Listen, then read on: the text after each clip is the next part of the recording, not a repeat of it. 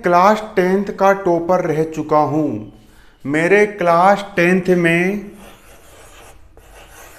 89 percentage थे और मैं पिछले 4 साल से 9वीं 10वीं 11वीं 12वीं और कॉम्पिटेटिव एग्ज़ाम्स की कोचिंग पढ़ा रहा हूँ।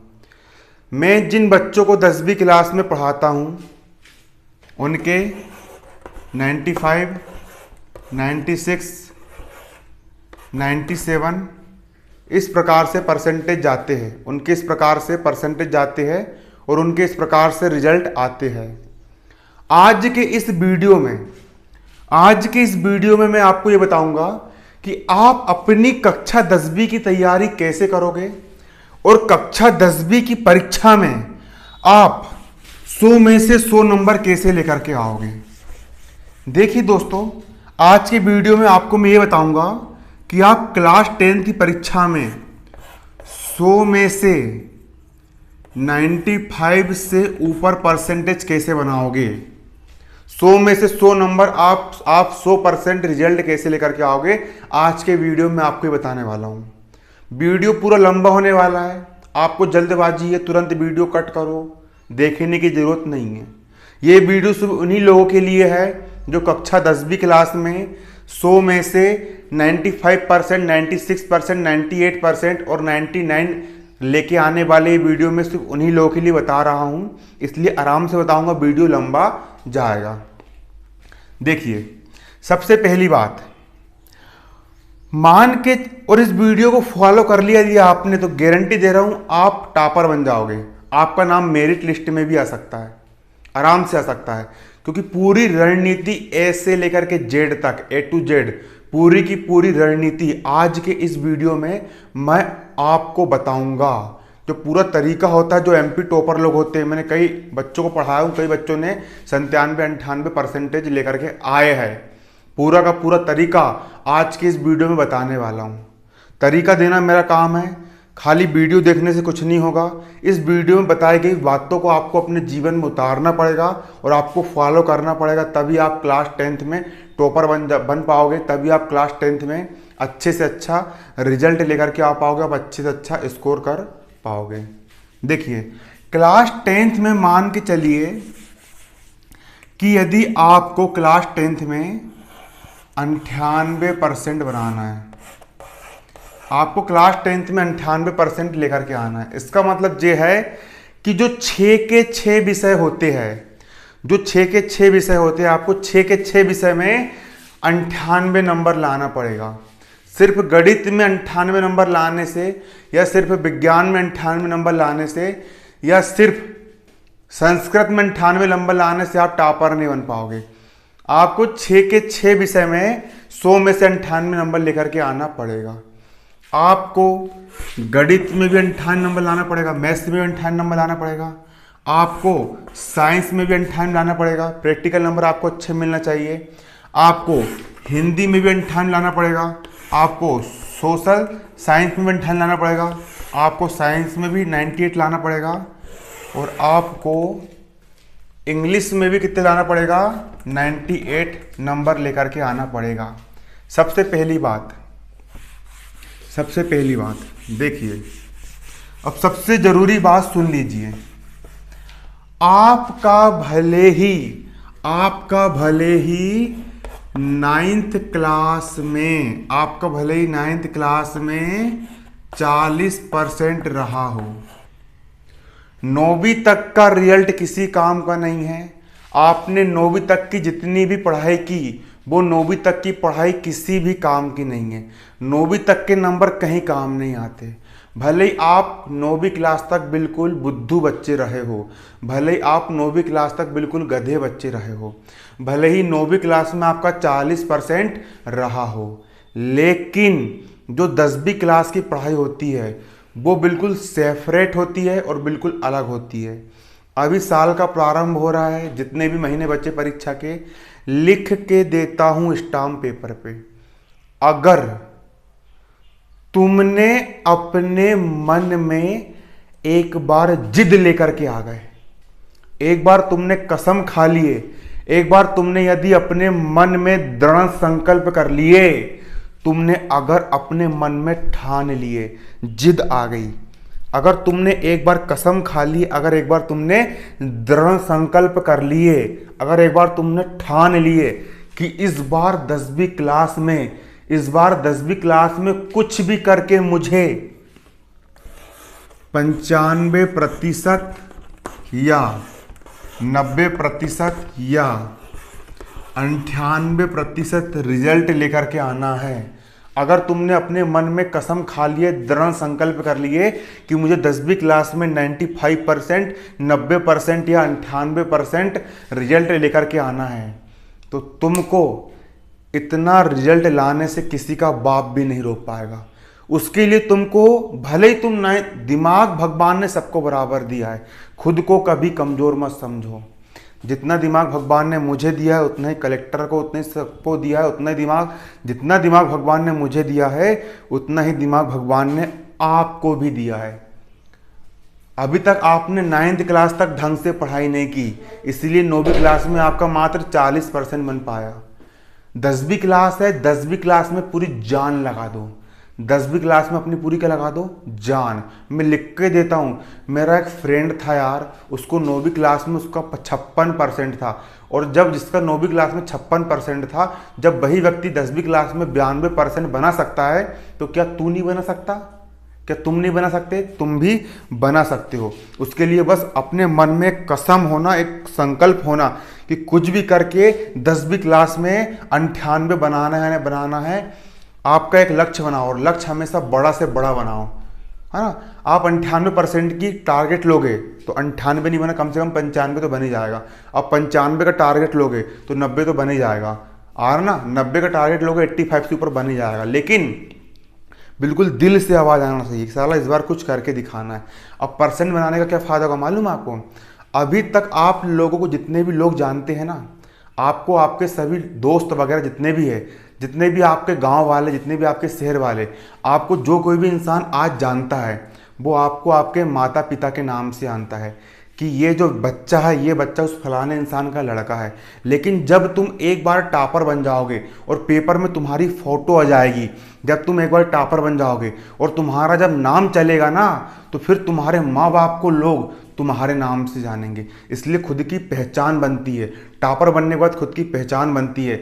अभी सब लोग आकर के तुम्हारी बुराई करते होंगे, अरे यार ऐसी फालतू लड़का है, घूमते फिरते रहता है, डायरी करते रहता है, दिन रात मोबाइल चलाते रहता है। लेकिन अगर तुम 10वीं क्लास में टॉप कर लिए, अगर तुम टॉपर बन गए, एक बार अगर तुम्हारा नाम मेरिट लिस्ट में आ गया, तो तुम किसी के भी घर जाओगे ना, रिश्तेदार घर, अभी जब तुम टॉपर बन जाओगे ना, तो टॉपर बनने के बाद जो तुम्हारे जो रिश्तेदार लोग हैं, तुम्हारे जो दोस्त वगैरह हैं, उनके जो मम्मी पापा हैं, वो लोग जो तुम्हारे जो दोस्त हैं ना, उनके मम्मी पापा उनको बोलेंगे, देख रे नालायक, वो फलाने लड़के ने देख टॉप कर लिया, फलाने लड़के ने 90% लेकर के आया, फलाने लड़के ने बोर्ड क्लास में 95% लेकर के आया, और तूने क्या करा? कुछ नहीं करा। मतलब आप दूसरों की प्रेरणा बन जाओगे, आपको देख करके दूसरे लोग सीखेंगे, आपको देख करके दूसरे बच्चे को प्रेरणा मिलेगी, आप आइडियल बन जाओगे, आपकी समाज में इज्जत होने लगेगी, आप फेमस हो जाओगे, आपकी वैल्यू बन जाएगा, आपका एक ब्रांड बन जाएगा। और करना क्या? सिर्फ मेहनत करना है।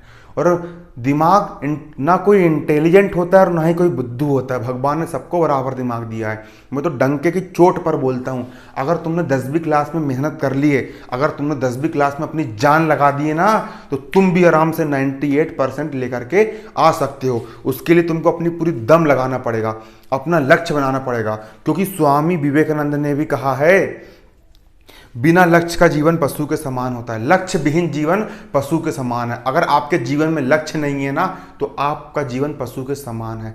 चाणक्य कहते हैं कि जिस प्रकार एक शेर, जिस प्रकार एक टाइगर शिकार करने के लिए अपनी पूरी जान लगा देता है, उसी प्रकार अपने लक्ष्य को प्राप्त करने के लिए, उसी प्रकार तुम भी 10वीं क्लास में 98% बनाने के लिए, तुम भी 90% बनाने के लिए अपनी पूरी जान लगा देना, अपने आप को बिल्कुल झोंक देना, फिर तुम्हारा भी 90% 95% रिजल्ट आएगा। अपने आप को कमज़ोर मत समझो, बिल्कुल ठान लो, इस बार बिल्कुल कसम खा लो, पूरी ताकत झोंक देंगे, लेकिन कुछ भी करके रिजल्ट लेकर के आएंगे। ये आपको दृढ़ संकल्प अपने मन में करना पड़ेगा, क्योंकि अब उसके बाद तैयारी कैसे करना है, तरीका क्या होता है वो जान लीजिए। सबसे पहली बात, मैंने कक्षा 10वीं के लिए अलग से एक नया यूट्यूब चैनल बनाया हूँ। उस यूट्यूब चैनल का नाम है भारतीय शेर 10th बोर्ड। अच्छे से देख लो, स्पेलिंग गलत मत लिखना। यूट्यूब पर जाकर लिखना BHARTIY,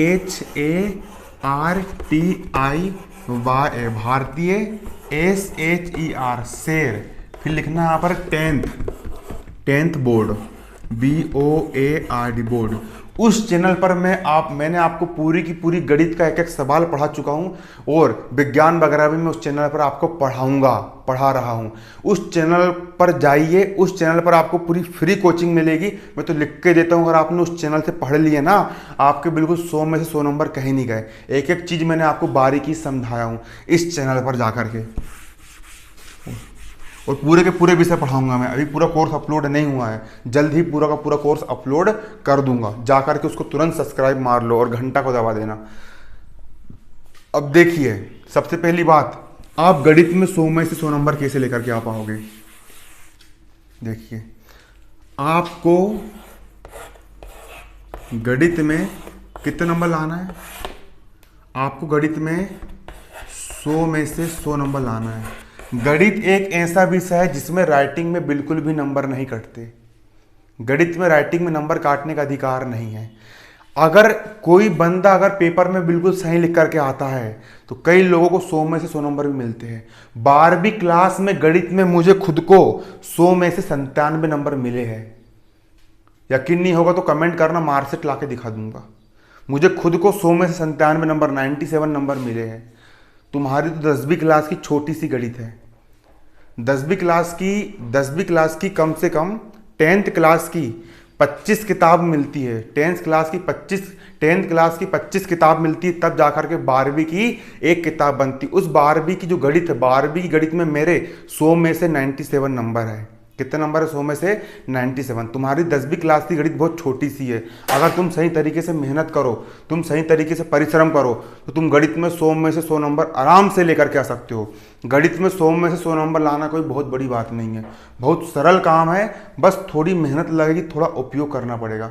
सबसे पहले 10वीं क्लास की गणित तुम किससे पढ़ोगे? तुम अपनी 10th क्लास की गणित किससे पढ़ोगे? तुम 10th क्लास की गणित या तो भी ऑनलाइन पढ़ोगे, या ऑनलाइन नहीं पढ़ोगे तो तुम ऑफलाइन अपने सर से पढ़ोगे। सबसे पहले मैं आपको यह बताऊंगा कि यदि आप गणित की ऑनलाइन तैयारी कर रहे हो तो आप किस प्रकार से गणित का रिवीजन करोगे, आप किस प्रकार से गणित की तैयारी करोगे। सबसे पहले मैं बात करूंगा ऑनलाइन तैयारी करने वाले बच्चों की। किन्हीं करूंगा? ऑनलाइन स्टडी करने वाले बच्चों की बात करूंगा, है ना। यदि आप गणित की ऑनलाइन स्टडी कर रहे हो तो आपको गणित में कैसे 100 में 100 नंबर आएंगे। सबसे पहली बात, मैं पढ़ा रहा हूं गणित, आप उस चैनल पर जाकर के मेरे वीडियो देखोगे, या फिर आप किसी भी अन्य लोगों के वीडियो देखोगे, आप किसी से भी पढ़ो। मैं ये नहीं बोलता कि आप मुझसे पढ़ो या दूसरे इंसान से पढ़ो। आपको जिसके वीडियो समझ में आते हैं, आपको जिसका पढ़ाने का तरीका अच्छा लगता है, आप उसके पास जाकर के पढ़ सकते हो। आप किसी से भी पढ़ो। सबसे पहले करना क्या है, सबसे पहले आपकी गणित की एक फेयर कॉपी बनाना है। आपको गणित की क्या बनाना है? फेयर कॉपी बनाना है। उसके बाद यदि आप मेरा वीडियो देख रहे हो तो सबसे पहले आपको पूरे फोकस के साथ, पहले ऑनलाइन स्टडी वाली बात कर रहा हूं, यदि आप मेरा वीडियो देख रहे हो तो आपको पूरे फोकस के साथ उस गणित के एक एक सवाल को समझना है। मैं एक सवाल का एक वीडियो पर्टिकुलर बनाता हूं। इस सवाल को कम से कम 2 से 3 समझो। आपके जो सर आपको पढ़ा रहा है कोचिंग में, आपके सर आपको जो कोचिंग में पढ़ाते हैं, उसको बारीकी से समझो। एक एक स्टेप कहां से आ रही है, एक एक स्टेप कहां को जा रही है, बारीकी से एक एक स्टेप को समझना है। एक एक स्टेप को बारीकी के साथ समझना है कि इसके बाद ये आया तो क्यों आया, इसके बाद ये आया तो क्यों आया। जितने भी आपके जो पाठ है, यूक्लिड विभाजन प्रमेय का बहुपद वाला आपका पाठ है, इसके बाद फिर आपके बहुत सारे जितने पाठ है, त्रिकोणमिति है, उसके बाद प्रायिकता, जितने भी आपके जो पाठ है, एक एक स्टेप को आपको समझना है बारीकी के साथ कि सवाल आया तो कैसे हुआ, कैसे नहीं हुआ, अच्छे से समझो। समझने के बाद मैं आपको बिल्कुल मटेरियल देता हूँ उसका स्क्रीनशॉट लो, और स्क्रीनशॉट लेने के बाद उस फेयर कॉपी में उसको वहीं उतारो। पहले समझ ली सवाल को, समझने के बाद फिर वीडियो को पोस्ट करो, वीडियो पोस्ट करने के बाद उस सवाल को पूरा उतारो फेयर कॉपी में।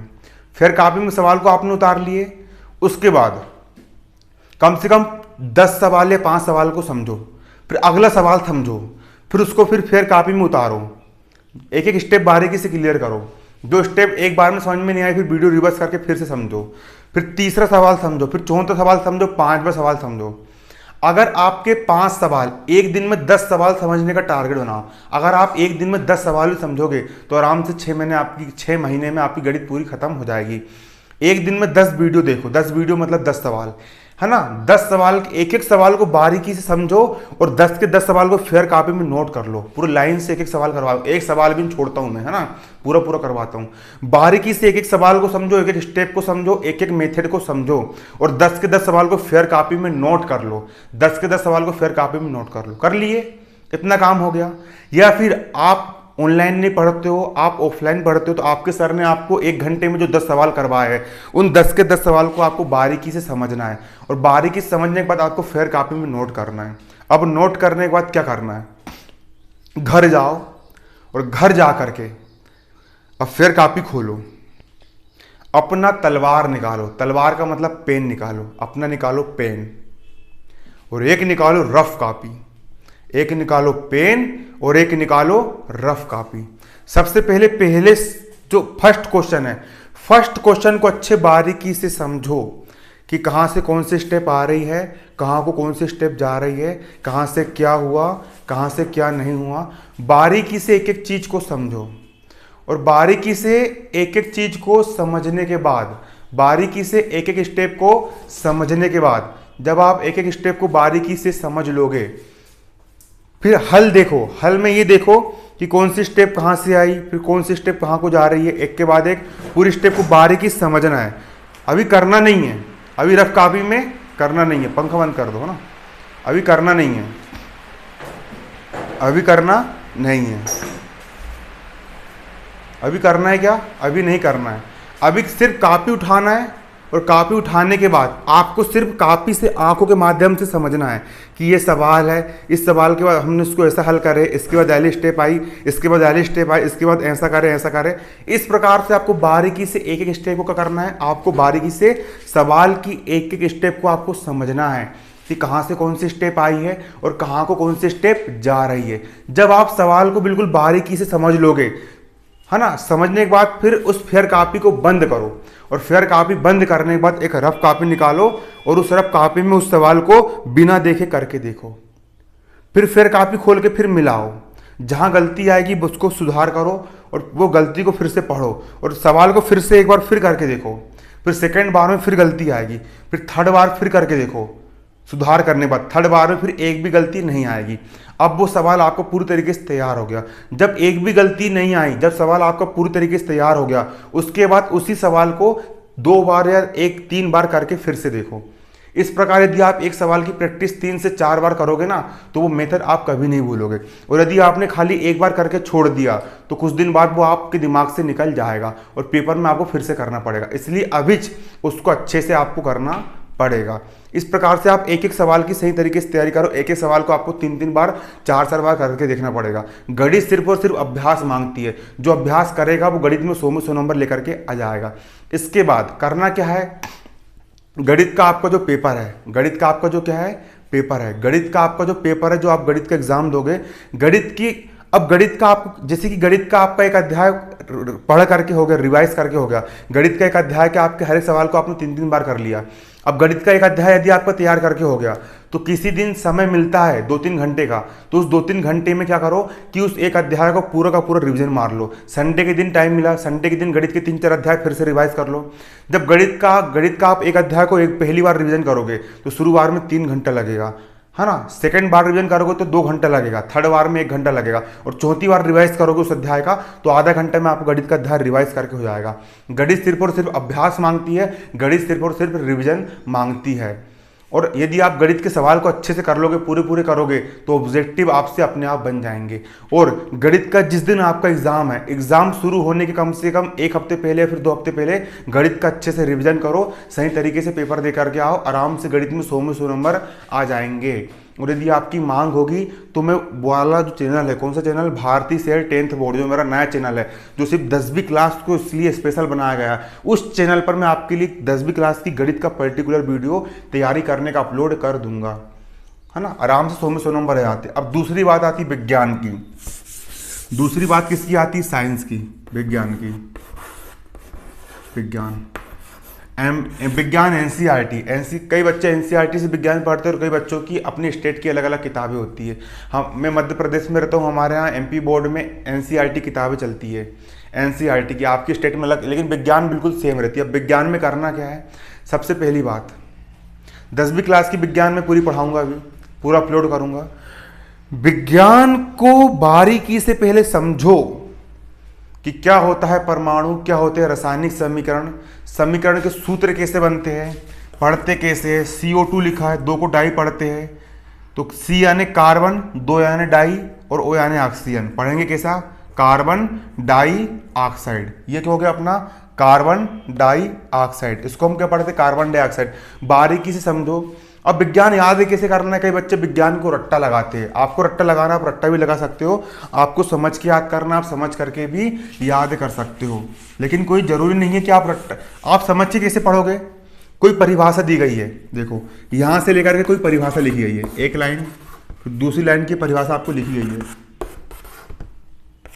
ये आपको कुछ परिभाषा लिख करके दी गई है, एक छोटी सी परिभाषा है, छोटी सी परिभाषा है। और परिभाषा किस चीज की? आपकी परिभाषा ये लिखी है कि ऑक्सीकरण क्या होता है और अपचयन क्या होता है विज्ञान की 10वीं क्लास में एक हल्का सा क्वेश्चन मेरे माइंड में आया, समझ लो।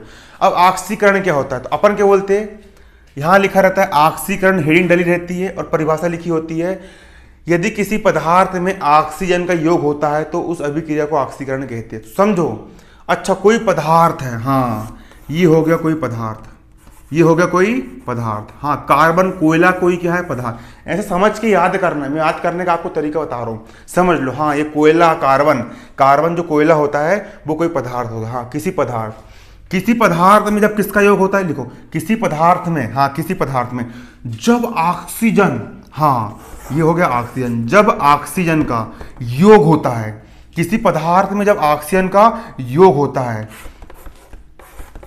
जुड़ गया, किसी पदार्थ में ऑक्सीजन का योग हो गया, कार्बन डाइऑक्साइड गैस बनी, कार्बन में ऑक्सीजन जुड़ गया, क्या बना? कार्बन डाइऑक्साइड गैस बनी।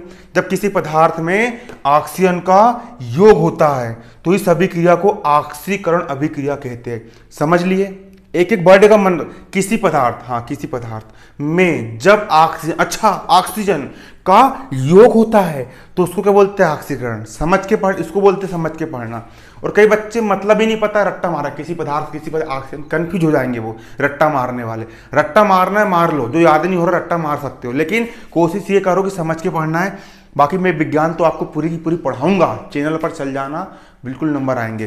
किसी पदार्थ में जब ऑक्सीजन का योग होता है तो उसको ऑक्सीकरण अभिक्रिया कहते हैं। अब आपने उसको याद कर लिए, फिर दोहराओ मन में दोहराना है। किसी पदार्थ में जब ऑक्सीजन का योग होता है तो उसको ऑक्सीकरण अभिक्रिया कहते हैं। दोहरा लिए। अब फिर निकालो एक रफ कॉपी और फिर निकालो एक पेन, फिर उस रफ कॉपी में फिर बिना देखे लिखो, और ऐसा लिखो कि तुम एग्जाम में लिख रहे हो। किसी पदार्थ लिख लिए, लिखने के बाद फिर उसको मिलाओ, मिलाने के बाद जो गलती है उसमें गोला पाड़ो और फिर से याद करो और फिर 2 बार लिखो, फिर आपका पूरा सही जाएगा। फिर वो क्वेश्चन आपका तैयार हुआ। जो इक्वेशंस होती, समीकरण होते, समीकरण को तो बिल्कुल लिख लिख के एक एक चीज याद करो और समीकरण को समझ के याद करो। किसी पदार्थ में ऑक्सीजन का योग हुआ, कार्बन डाइऑक्साइड गैस बनी, फिर बिन देखे इसको 5 बार लिखो, आपका एक क्वेश्चन तैयार। इस प्रकार से पूरी विज्ञान याद कर डालो। मैं तो पढ़ाऊंगा, चिंता मत करो। इस प्रकार से पूरी विज्ञान याद कर डालो। विज्ञान में आराम से आपके अगर 75 नंबर का पेपर है तो 75 में 75 आ जाएंगे, और यदि विज्ञान का आपका 80 नंबर का पेपर है तो आराम से आपके 80 में से 80 नंबर आ जाएंगे। कोई बड़ी बात नहीं विज्ञान में टॉपर बनना। अरे हमने करे, हमारे बच्चे लोग टॉप करते, तुम भी कर लोगे। अब तो मैं यूट्यूब पे पढ़ा रहा हूँ, अब तो आराम से MP टॉप कर पाओगे तुम लोग, कोई बड़ी बात थोड़ी ना है। अब देखो तीसरा विषय होता है अंग्रेजी। तीसरा विषय होता है हमारा क्या? अंग्रेजी। अब अंग्रेजी में भी हमको कितने नंबर लेकर के आना है? अंग्रेजी में हमको 100 में से 100 नंबर लेकर के आना है। अंग्रेजी में 100 में 100 नंबर लाना बहुत आसान है। चलो विषय का वीडियो मैं आपको बाद में दे दूंगा, अभी ये समझ लो कि आपको करना क्या है। देखिए, आपको रोज की पढ़ाई रोज करना है। आपको डेली गणित करने के लिए आपको डेली 24 घंटे में से 2 घंटे या 3 घंटे का समय निकालना है। अगर मैथ्स आपको इजी लगती तो आप 2 घंटे रोज गणित करो, आपको जिस टाइम पे करना है उस टाइम पे कर सकते हो। और मैथ्स आपको यदि कठिन लगती तो आप डेली गणित करने के लिए 3 घंटे निकालो, कम से कम 3 घंटे में आप गणित करना, 2 घंटे में रोज का गणित रोज करो और 1 घंटे में रिवाइज करो। विज्ञान याद करने के लिए आपको 2 घंटे डेली देना पड़ेगा, 2 घंटे आपको डेली विज्ञान याद करना पड़ेगा, 2 घंटे 3 घंटे आपको डेली विज्ञान याद करना है। और अंग्रेजी याद करने के लिए भी 2 से 3 घंटे 4 घंटे निकालो और रोज की पढ़ाई रोज करो। और जब विज्ञान आपकी डेली की डेली करके हो गई, विज्ञान का आपका डेली 1 पार्ट याद करके हो गया, अंग्रेजी में आप दिया आपने 1 पार्ट डेली याद करना है, 1 पार्ट याद करके हो गया, है ना। और यदि अंग्रेजी का ब्लूप्रिंट, हालांकि मैं समझा दूंगा आप लोगों को किस प्रकार से पेपर आता है, गणित का ब्लूप्रिंट भी रखा है मेरे पास, सबका ब्लूप्रिंट मेरे पास रखा है, समझा दूंगा, लेकिन मोटे तौर पे समझ लो। फिर आपको हिंदी भी पूरी की पूरी पढ़ना है, हिंदी पूरी पूरी याद करना है। फिर सामाजिक विज्ञान, सोशल साइंस आपको पूरा पूरा याद करना है। सामाजिक ज्ञान याद करने का जो तरीका है उसका वीडियो मैंने बना चुका हूँ, आप बोलोगे तो और नया तरीका मैं लेकर के आ जाऊँगा। आपकी जब पूरी तैयारी हो जाएगी, फिर परीक्षा के 2 हफ्ते पहले आपको सही तरीके से रिवीजन करना है। और रिवीजन करने के बाद आपको ढंग से एग्जाम दे करके आना है। एग्जाम में अच्छी राइटिंग से लिख करके आना, 3 घंटे का अच्छे से उपयोग करना है, आराम से आपका मेरिट में स्थान आ सकता है। बस हार नहीं मानना है, क्योंकि डर के आगे क्या होता है, जीत होता है। सही तरीके से आपको सिर्फ क्या करना है, मेहनत करना है। अब देखो, अब सामाजिक विज्ञान, सबसे पहली बात की देखिए, आपकी जो बोर्ड परीक्षा होती है ना, आपको पढ़ना तो पूरा पूरा है, मैं नहीं बोलता हूं कि आईएमपी पढ़ो, लेकिन होता क्या है कि अगर आपको 100% जो होता है ना, कोई विषय का पेपर 100 नंबर का है, किसी भी विषय का पेपर कितने नंबर का है, 100 नंबर का है, तो 100 नंबर में से 80 नंबर का जो होता है ना, 80 नंबर के जो आंसर क्वेश्चन जो आते हैं, उसको हम 2 भाग में तोड़ सकते हैं। 100 नंबर को हम पहले तोड़ सकते हैं 80 नंबर में, और दूसरा तोड़ सकते हैं हम कितने नंबर में, 20 नंबर में। 100 भाग का पहला हो गया 80 और दूसरा हो गया 20। तो 80 नंबर के जो आंसर क्वेश्चन आते हैं, 80 नंबर के आंसर क्वेश्चन वही कोई आंसर क्वेश्चन होते हैं जो कि पिछले 5 साल से आ रहे हैं। यदि आप पिछले साल के पेपर को तैयार करोगे, यदि आपने पिछले 5 साल, 6 साल या 7 साल के पेपर तैयार कर लिए, 4-5 दिन में एक विषय का पेपर तैयार करके हो जाता है। यदि आपने पिछले साल के 4-5-6 पेपर तैयार कर लिए, यदि जिनमें सन डले होते, गाइड में सन डले होते हैं, क्वेश्चन 2007 में आया, 2008 में आया, 2015 में आया, 18 में आया, 17 में आया, सन डले होते, 2019 में आया, सन डले होते, तो वो सन को देख, सन वाले क्वेश्चन यदि आपने तैयार कर लिए तो आराम से आईएमपी इंपॉर्टेंट क्वेश्चन पढ़ करके आपके आराम से सब विषय में 80 नंबर आ जाते हैं। और 20 नंबर का ऐसा होता है कि जो हर साल पेपर में कुछ ना कुछ कठिन रहता है या फिर नया डालता है। तो आप पढ़ो तो पूरा पूरा, लेकिन जो क्वेश्चन हर साल रिपीट होते हैं, जो क्वेश्चन बार बार आते हैं, सबसे पहले उनको तैयार, उन पे विशेष ध्यान दो और उनको अच्छे से याद करो। जो क्वेश्चन इंपॉर्टेंट है उनको तो आप ऐसा याद कर लो, उनको ऐसा रट लो, उनको ऐसा समझ लो कि अगर कोई सपने में उठा करके भी आपसे पूछे रात के 12 बजे तो आप भग भग उसका आंसर दे दो। और जो क्वेश्चन और बाकी चीज़ की तैयारी भी, सब तैयारी तो पूरी करना है, 100% तैयारी करना है, लेकिन जो क्वेश्चन हर साल आ रहे हैं इंपॉर्टेंट है उन पर विशेष ध्यान देना है। और बाकी जो 20% का जो पोर्शन जो हल्का सा आईएमपी रहता है उस पर हल्का, उसको भी पढ़ो, उसको भी अच्छे से याद करना है। इस प्रकार से आपको अपनी तैयारी करना है। और जितने भी कमेंट है, जो कुछ भी है, बस वीडियो में लिख देना। धन्यवाद, जय हिंद, जय भारत। अगला टॉपिक किस वीडियो पे लेकर आना है बताइए, है ना।